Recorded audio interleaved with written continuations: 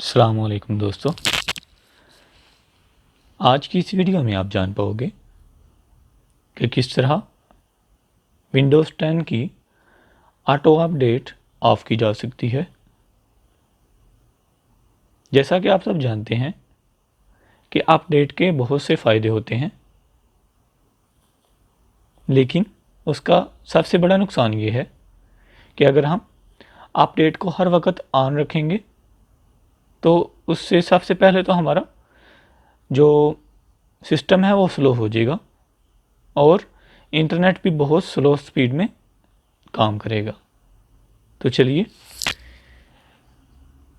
Windows 10 home edition की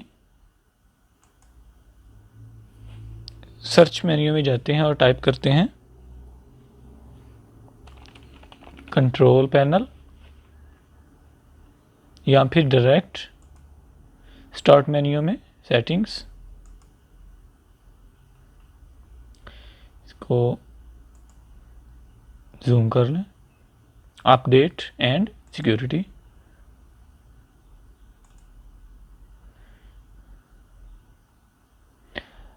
पास update for 7 days. हम advance option में जाएंगे और इधर से 35 डेज़ के लिए इसको पास कर देंगे।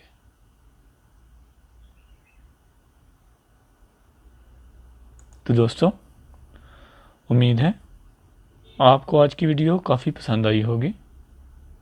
मिलते हैं इंशाल्लाह नेक्स्ट वीडियो में, तब तक के लिए अल्लाह हाफिज़।